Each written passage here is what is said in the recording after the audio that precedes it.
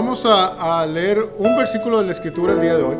En Proverbios capítulo 1, versículo 7, dice la Escritura: el principio de la sabiduría es el temor de Jehová.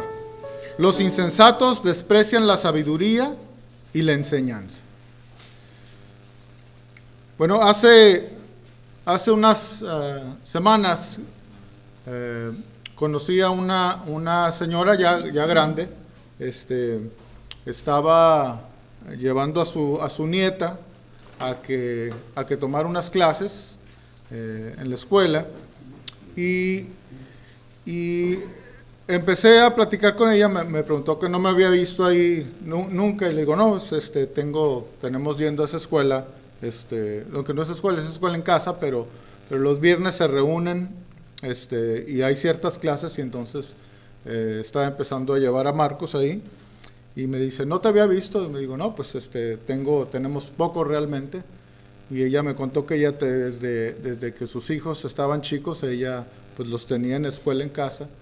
Y entonces me platicaba que tenía un hijo que cuando estaba su hijo mayor,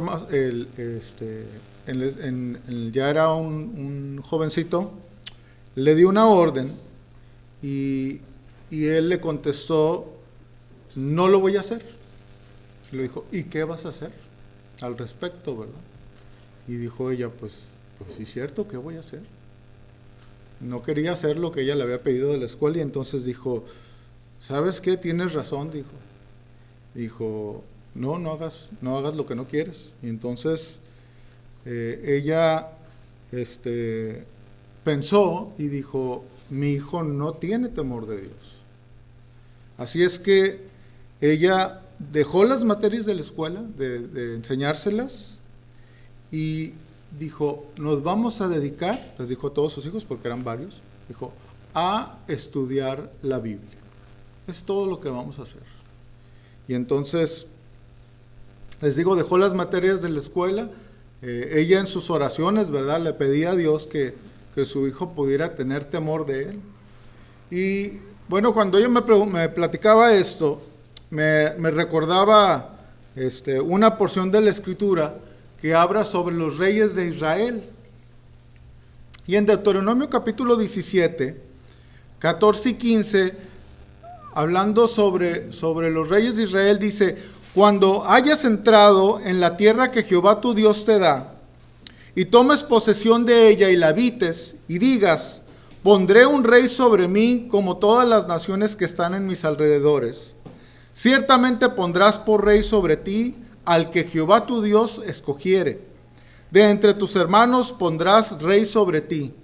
No podrás poner sobre ti a hombre extranjero que no sea tu hermano. Y en los versículos 18 y 19 dice, y cuando se siente sobre el trono de su reino, entonces escribirá para sí en un libro una copia de esta ley, del original que está al cuidado de los sacerdotes levitas, y lo tendrá consigo, y leerá en él todos los días de su vida, para que aprenda a temer a Jehová su Dios, para guardar todas las palabras de esta ley y estos estatutos, para ponerlos por obra. Bueno, hoy en día, pues el caso de esta mujer, pues no es el único, ¿verdad? Creo que pues nos damos cuenta que las cosas no han cambiado mucho, ¿verdad? Las personas seguimos siendo las mismas. Algo que normalmente caracteriza a muchos jóvenes, ¿verdad? No todos, pero muchos jóvenes, es la rebeldía. Tal vez en muchos, ¿verdad?, en muchos de nuestros casos no se animaba uno a enfrentar a los padres y decirles, ¿qué me vas a hacer, verdad? Pero había otras maneras, ¿verdad?, de mostrar rebeldía. Tal vez se empezaban a hacer las cosas escondidas para que nuestros padres no nos vieran, ¿verdad? Y hacemos todo lo que queríamos, ¿verdad?, sin tener que enfrentarlos. Pero finalmente pues hacíamos lo que queríamos, ¿verdad? Hoy en día, como sucede, ¿verdad?, los trabajadores roban en sus trabajos.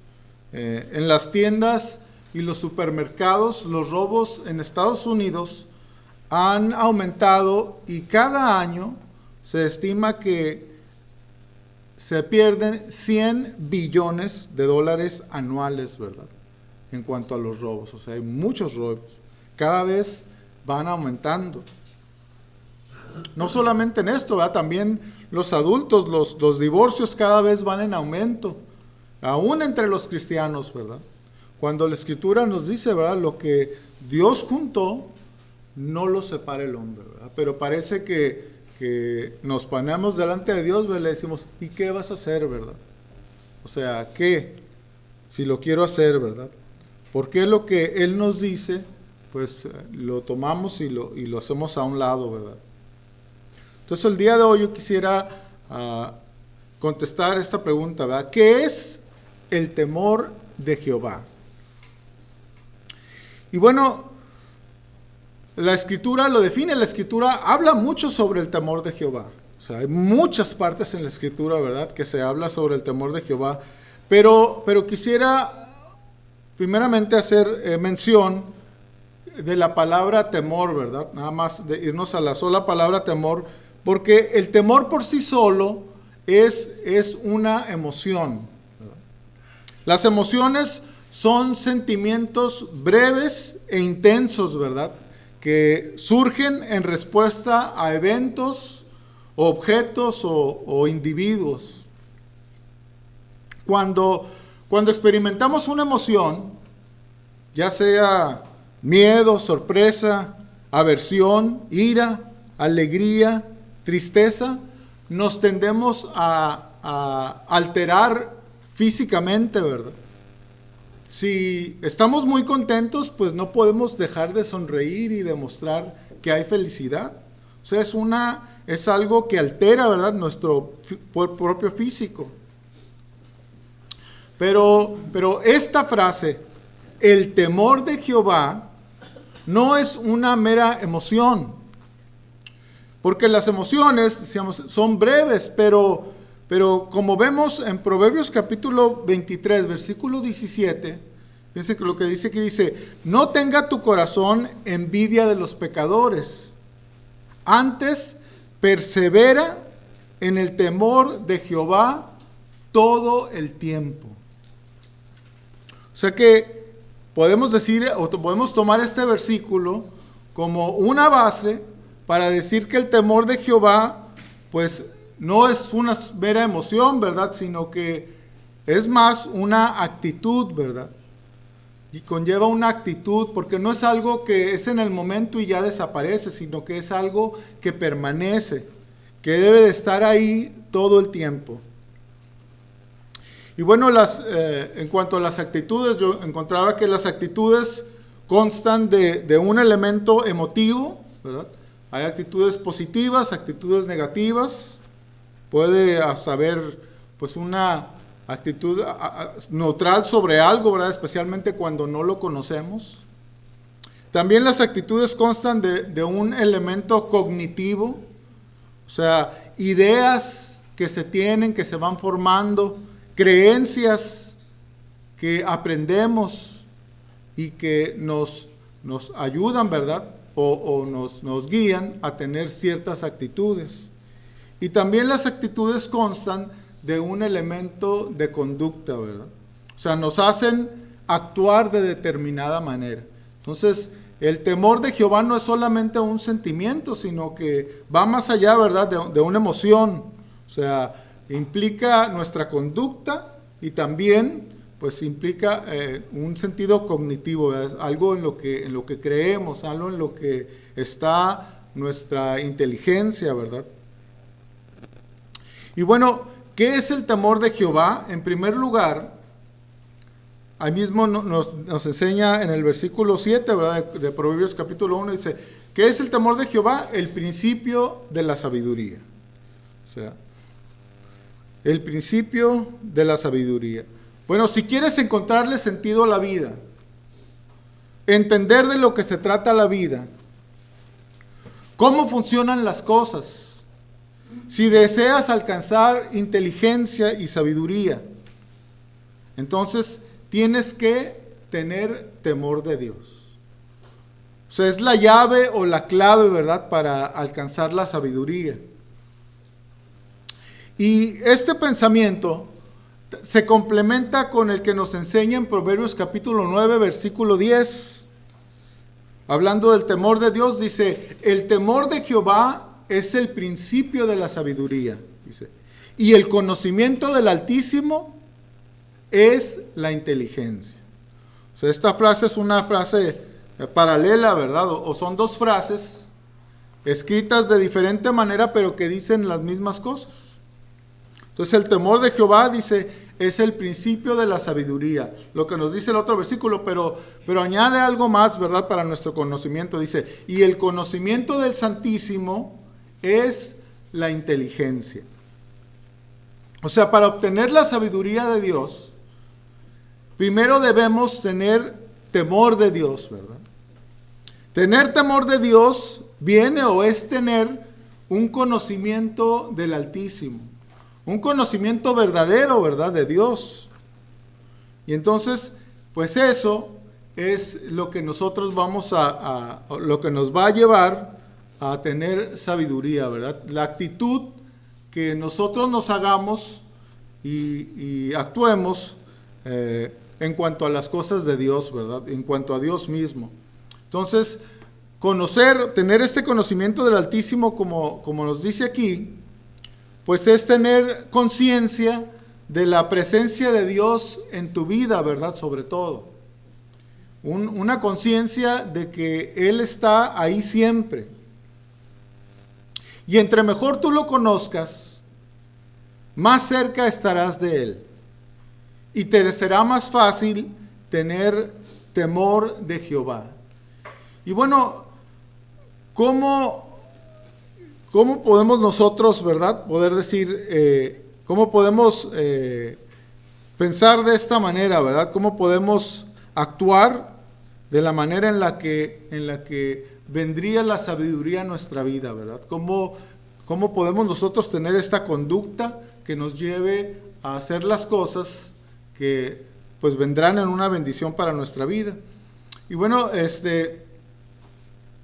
yo veía como hay un pasaje de la Escritura que desde hace muchos años a mí pues me llamó mucho la atención y ahorita les comento algo que duré mucho tiempo leyéndolo y no entendía por qué sucedía así, pero vamos a ver en el Salmo capítulo 139.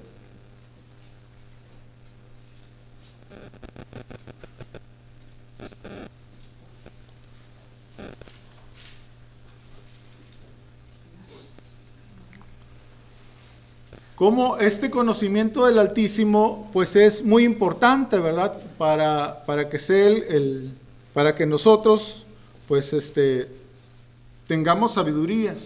Y este Salmo 139 es muy importante en esto porque nos revela a un hombre que tiene el concepto correcto de Dios. Es un hombre que conocía a Dios. Conocía al Dios que se revela en la Biblia. Y por lo tanto, ese conocimiento cambió su actitud. Ese conocimiento fue el que hizo que tuviera la actitud que vamos a ver aquí adelante, ¿verdad? Que aquí mismo él la describe.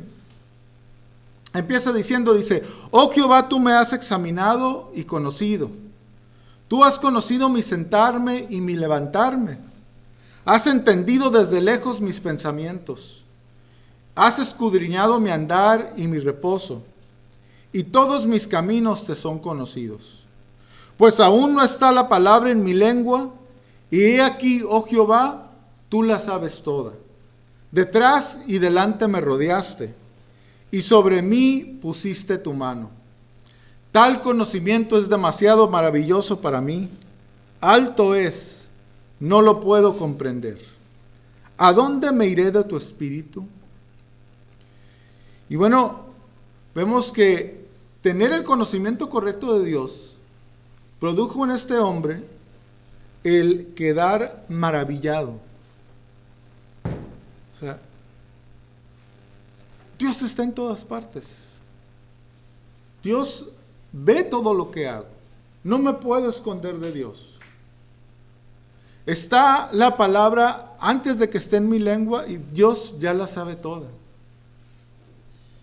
Y decía este hombre, ¿qué podré esconderle yo a Dios? Podemos esconderle a los hombres, claro. A los hombres podemos engañar.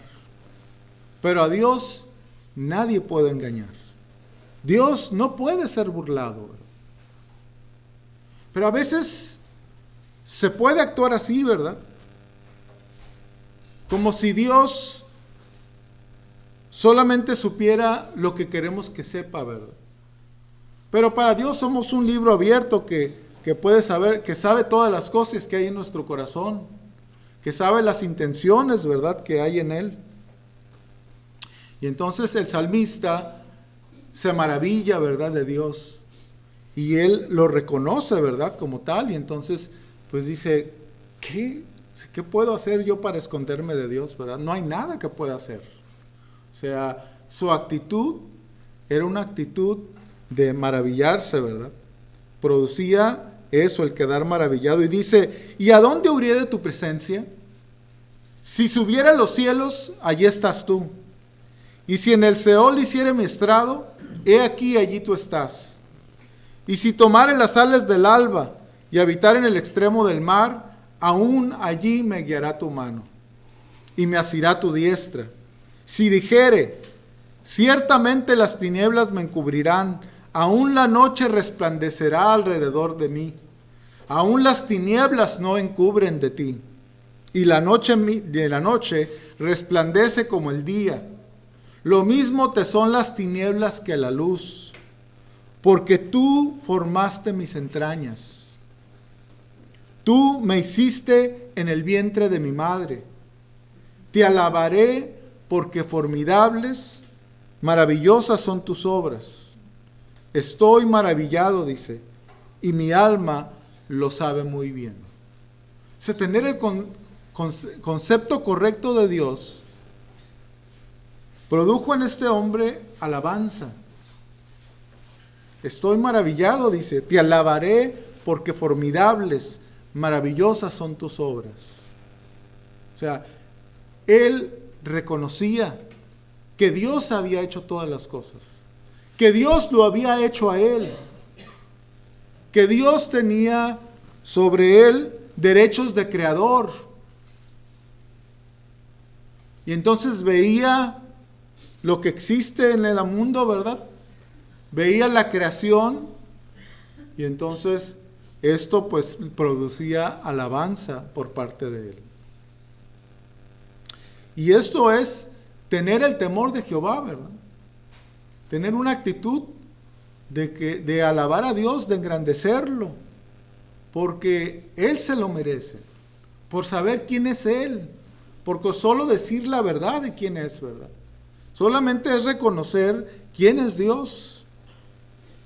Y continúa diciendo, dice, no fue encubierto de ti mi cuerpo, bien que en oculto fui formado, y entretejido en lo más profundo de la tierra. Mi embrión vieron tus ojos, y en tu libro estaban escritas todas aquellas cosas que fueron luego formadas, sin faltar una de ellas. Cuán preciosos me son, oh Dios, tus pensamientos, cuán grande es la suma de ellos.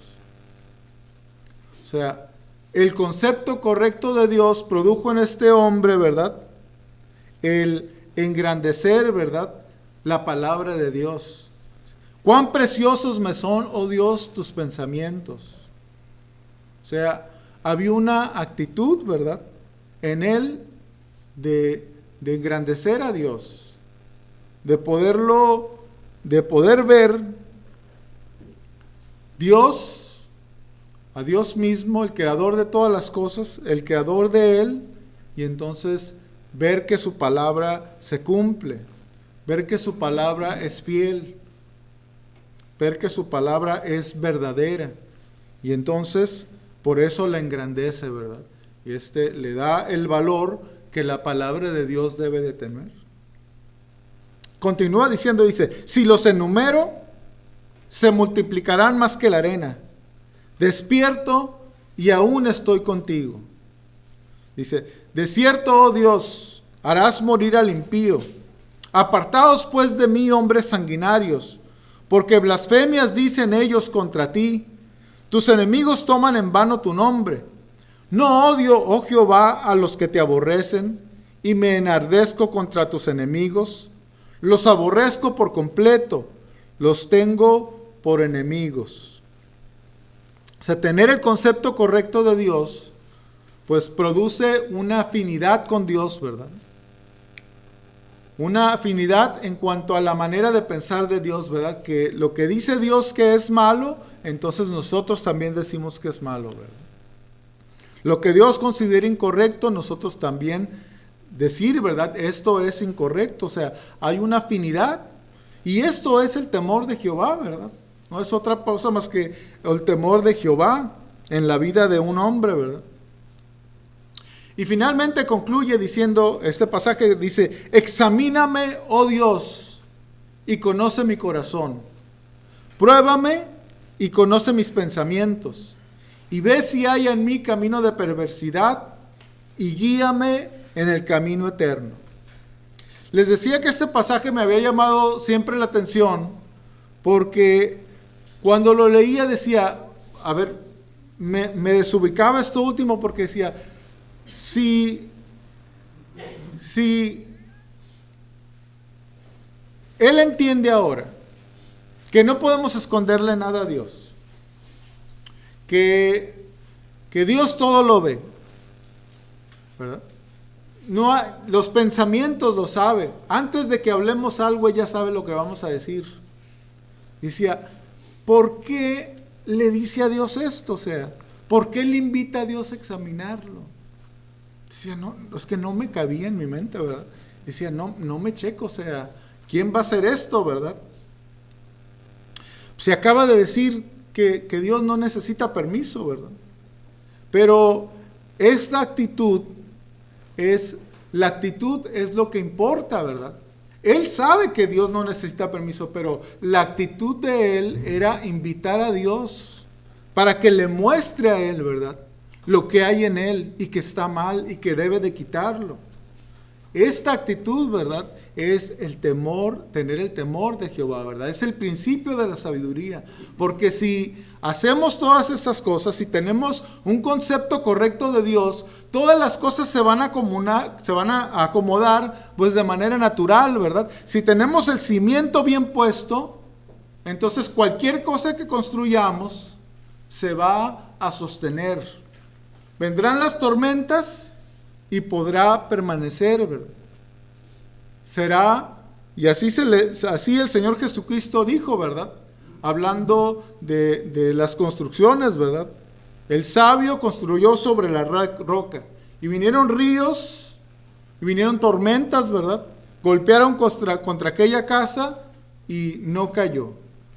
Pero el insensato, el que no es sabio, construyó sobre la arena, ¿verdad? O sea, el que no es sabio, pues no toma en cuenta a Dios, esa es la verdad. Es otra manera de decirlo, ¿verdad? Tú no tomas en cuenta a Dios, tú no puedes ser sabio. Tu vida va a ser una derrota, va a ser un fracaso. Tal vez no te des cuenta, ¿verdad? Como ese hombre que el Señor Jesucristo mencionó, que era un hombre muy exitoso.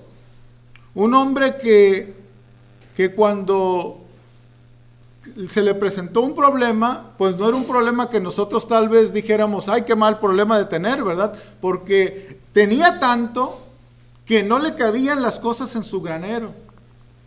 Y entonces dijo, ¿cómo voy a resolver este problema, verdad? Si todo lo que tengo no me cabe. Y entonces dijo, ya sé, voy a derribar mis graneros y voy a hacer unos más grandes para poner todas mis cosas. Y le voy a decir a mi alma, ¿verdad? Muchos bienes tienes para muchos años. Come, bebe, regocíjate, ¿verdad? Y entonces Dios le dijo, necio, esta noche vienen a pedir tu alma. Y lo que has provisto, ¿de quién será? O sea, este hombre fue un insensato. No fue sabio.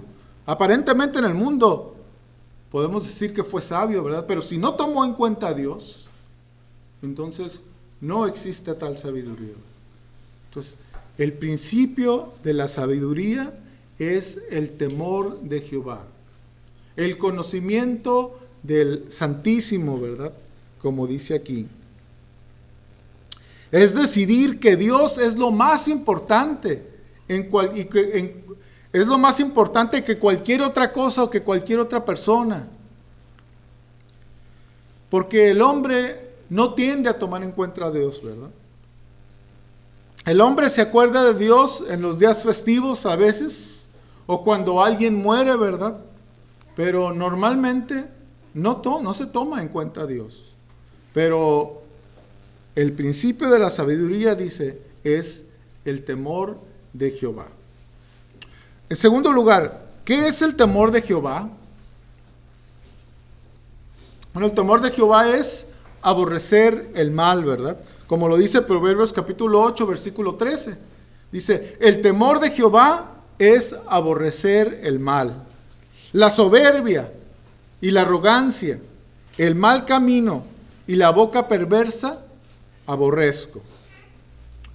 Cuando tienes el temor de Jehová, aborreces lo que Dios aborrece, ¿verdad?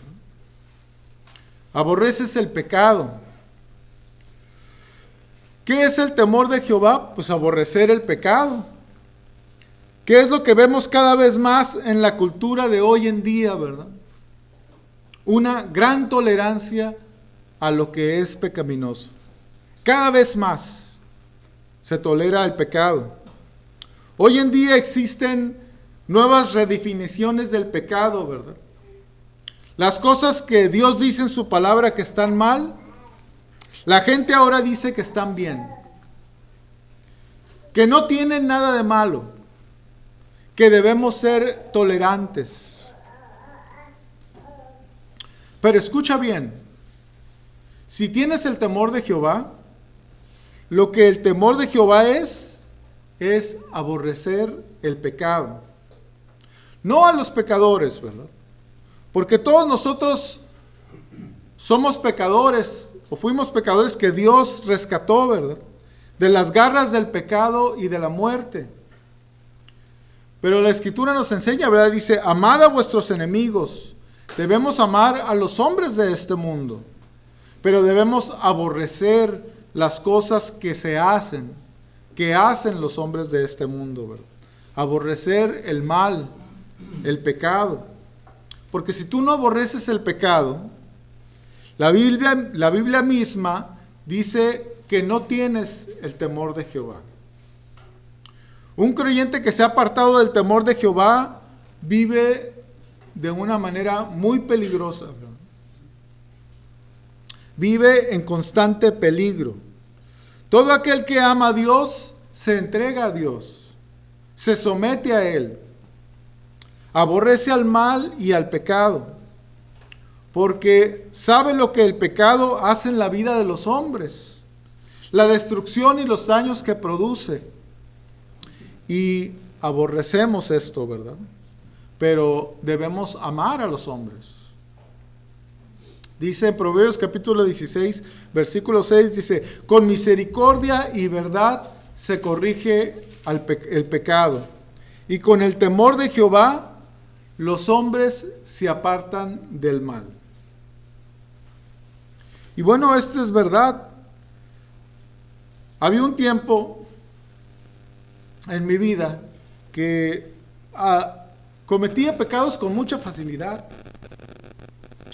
Mentía con mucha facilidad. No me era algo difícil hacer, ¿verdad? Era algo que pues con el tiempo pues salía muy natural, ¿verdad? Cualquier manera de evitar tal vez alguna responsabilidad, pues te echaba una mentira y decía, ya no salí de la responsabilidad, ¿verdad? Y entonces pues aprendí a mentir, aprendí que me ayudaba, así pensaba yo, ¿verdad? Y entonces también yo en la escuela era bastante burrito, ¿verdad? Y entonces copiaba mucho en la secundaria sobre todo, y copiaba yo a nivel espía de primer mundo, ¿verdad? O sea, era un excelente para copiar, ¿verdad? Pero en Cristo todo esto cambió, ¿verdad? Cuando yo conocí a Cristo, Después regresé yo a estudiar y pues claro, no, nada de esto consideraba que era lo correcto, y entonces pues empecé a tomar clases y estaban dificilísimas, ¿verdad? O sea, le batallé mucho, por ejemplo, las matemáticas, no sabía nada de matemáticas porque siempre copiaba. Pero gracias a Dios me di cuenta que de vez de cuando ahí empezaba a entender, ¿verdad? Y entonces aprendí que no estaba tan sonso, ¿verdad?, para las matemáticas, y entonces le seguí y me quedé una clase de terminar un minor, le llaman en Estados Unidos, de matemáticas. Ya no la tomé porque no era lo que me interesaba hacer, pero dije, salió muy bueno para las matemáticas. El problema que ahora tengo, ¿verdad?, es que todo se me olvida, y entonces ya soy muy malo para las matemáticas, o no recuerdo. Angie me dice que le tengo que ayudar cuando entré cálculo el año que viene, y entonces ya voy a tener que estudiarlo porque no recuerdo nada, ¿verdad? Los dos vamos a aprender de nuevo. Pero la verdad es que Dios cambia a uno, ¿verdad? Pero debemos de tener el cuidado de hacerlo, ¿verdad? Debe de ser una actitud que permanece. El temor de Jehová es una actitud que debe de ser constante, que debe de siempre regir nuestras vidas, ¿verdad? Porque cuando menos nos damos cuenta, ya no tenemos esa actitud. Yo recuerdo hace varios años, estando en el trabajo, se me acercó mi jefe y me había preguntado si había terminado unas pruebas sobre una fuente de poder para que empezaran a echar correr a la maquiladora, a la producción en la maquiladora. Y entonces la verdad es que se me había olvidado por completo, y le contesté sí, o sea, dale solo que.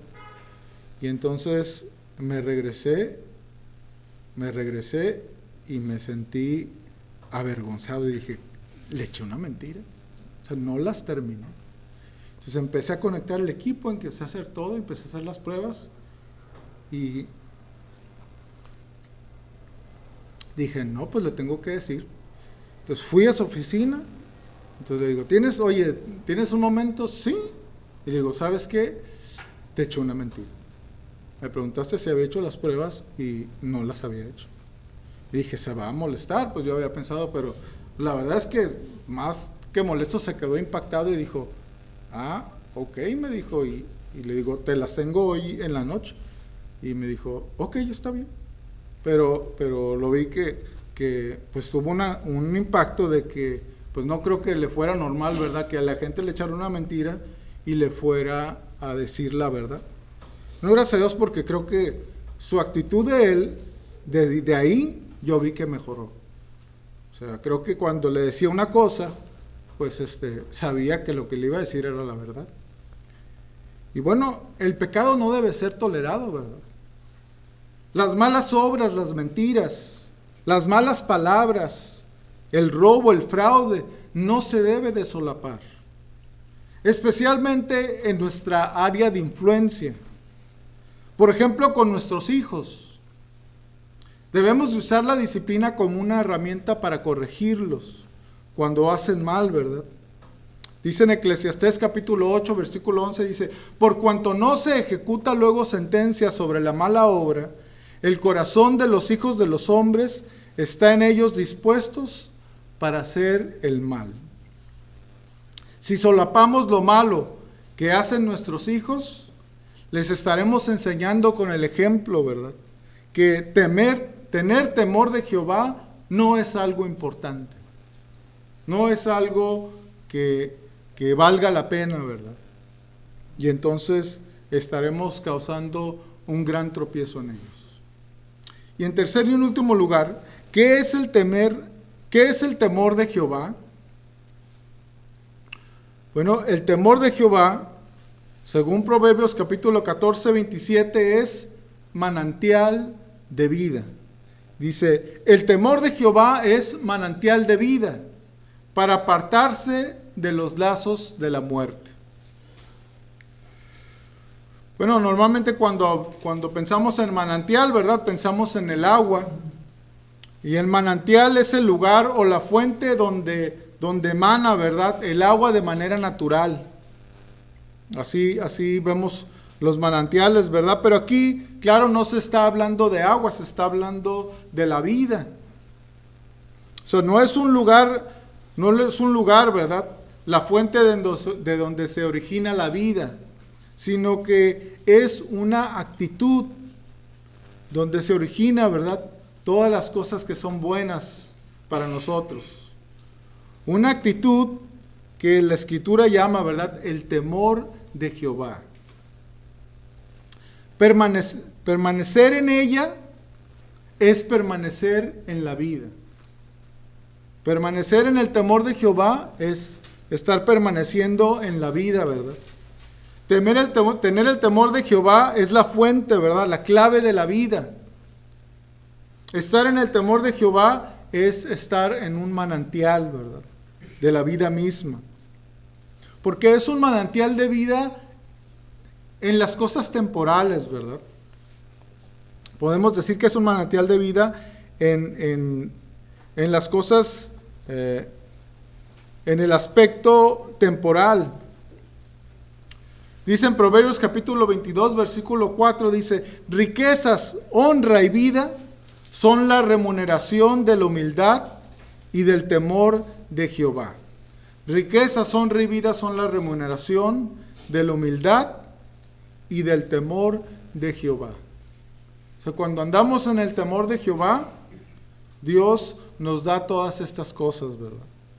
Y en Eclesiastés capítulo 8, versículo 12 dice: aunque el pecador haga mal 100 veces y prolongue sus días, con todo, yo también sé que les irá bien a los que a Dios temen, los que temen ante su presencia.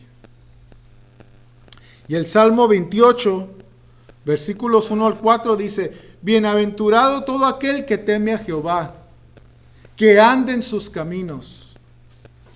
Cuando comiere el trabajo de sus manos, bienaventurado serás y te irá bien. Tu mujer será como una vid que lleva fruto a los lados de tu casa, tus hijos como plantas de olivo alrededor de tu mesa. He aquí que así será bendecido el hombre que teme a Jehová.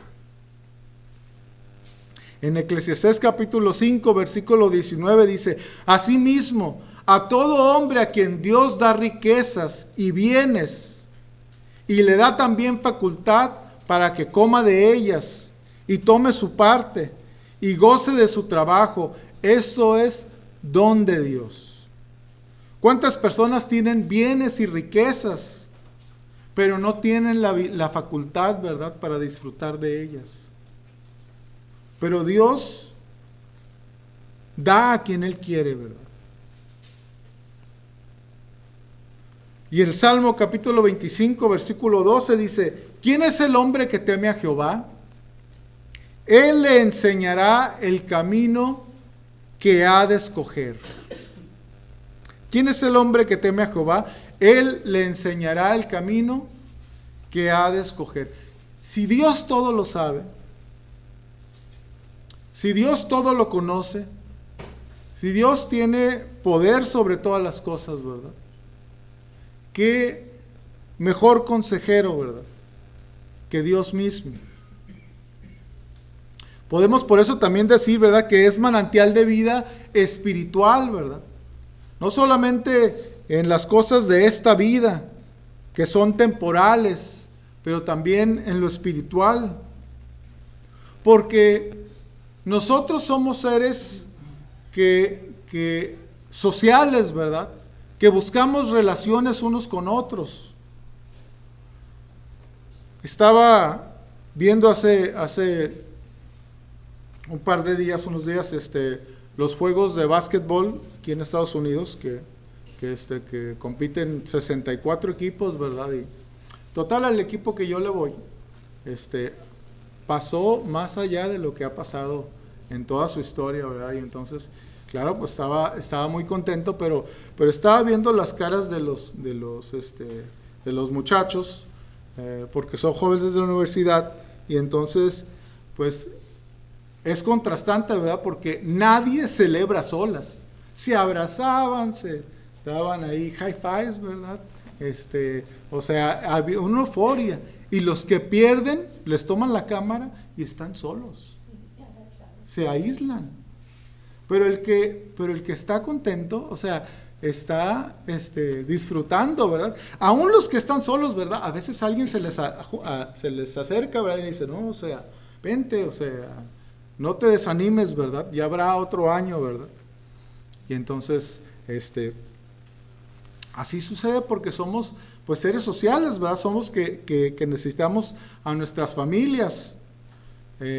Los gestos, ¿verdad? O sea, se nota que hay una euforia y hacían cosas que me daba risa, ¿verdad? Pero vemos las personas que son importantes para ellos, ¿verdad? Porque uno estaba entrevistando al coach, ahí al entrenador, y entonces se acercaba a uno y decía, como que haciendo las señas que mamá decía, te amo, como que disfrutando. Me dio risa porque pues es un hombre ya son hombres de 20 años, 21, y entonces, y buscando a su mamá, ¿verdad? Tratando de decirle que estaba contento y quería compartir esa felicidad que tenía con ella, ¿verdad?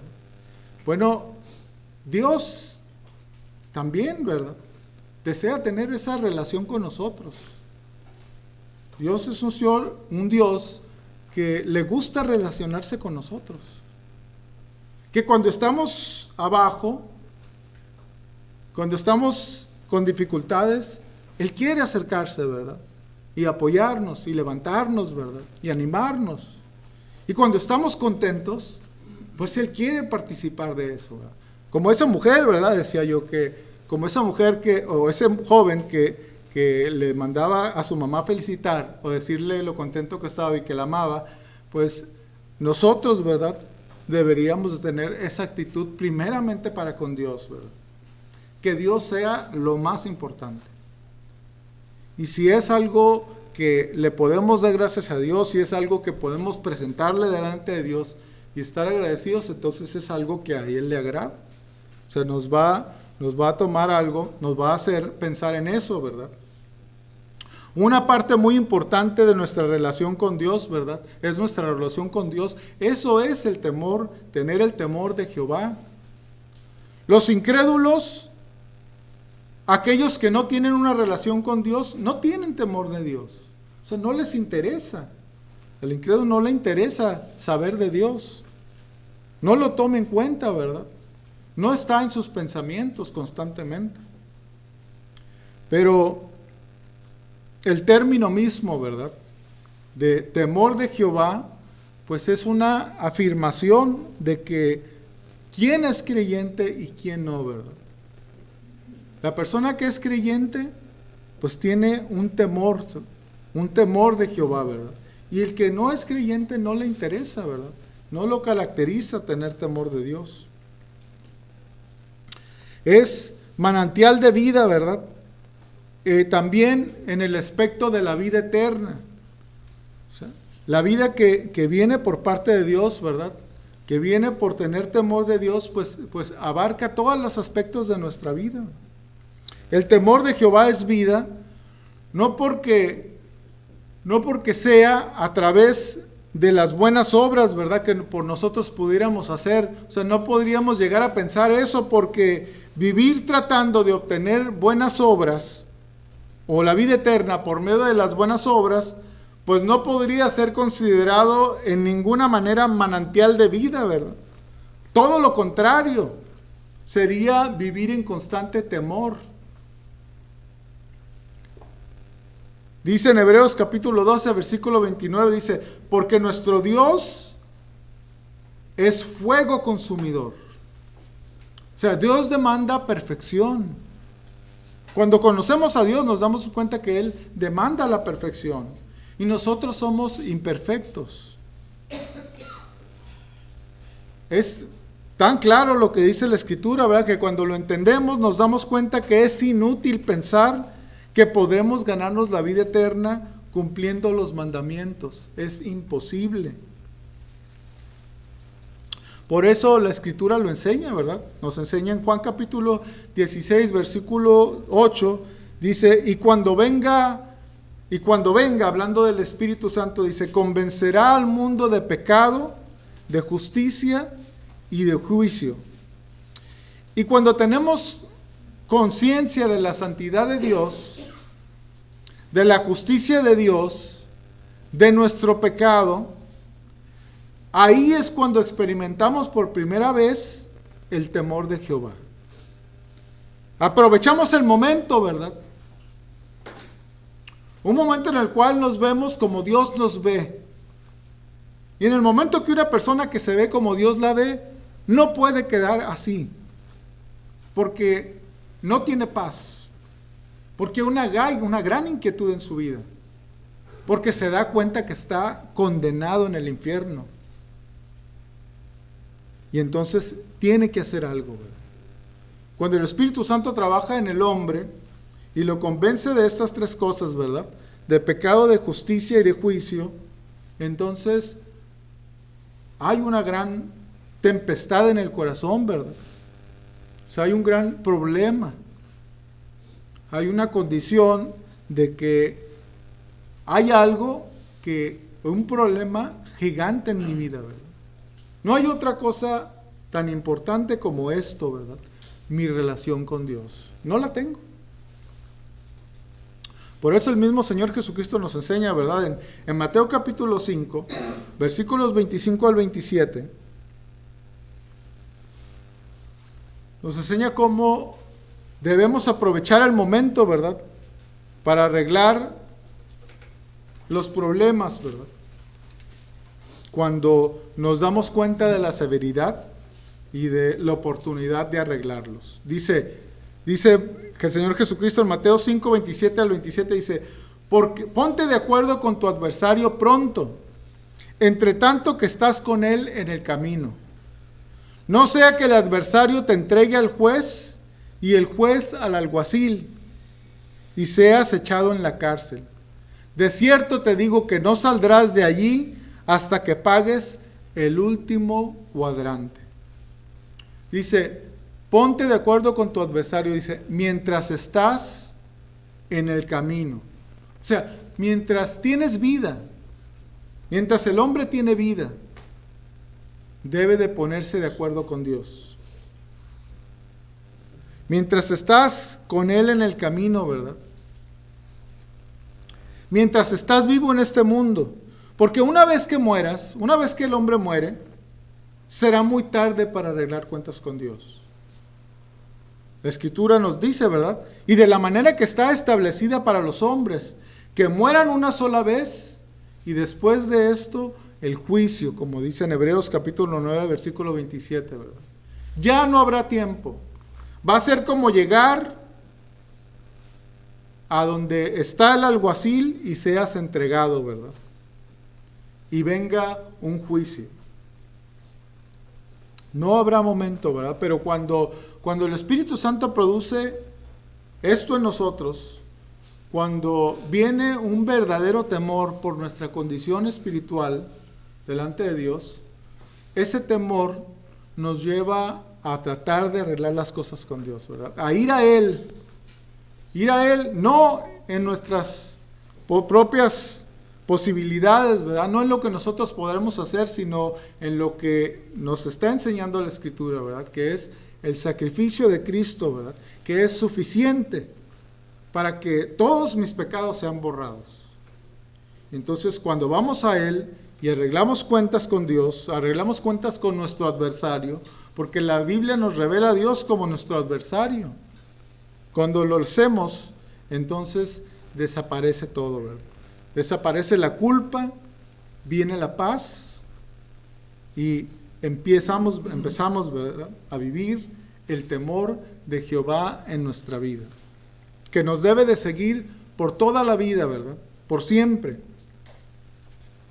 Al final de Eclesiastés dice el último versículo de este libro, dice, el fin de todo el discurso oído es este: teme a Dios y guarda sus mandamientos, porque esto es todo del hombre.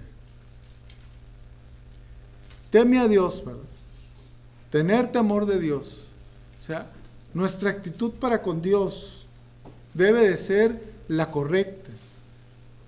Y si lo estamos logrando, si estamos haciendo esto, si estamos temiendo a Dios, entonces no tendremos más que bendiciones, ¿verdad?, a nuestra vida. Muy bien, pues que Dios les bendiga.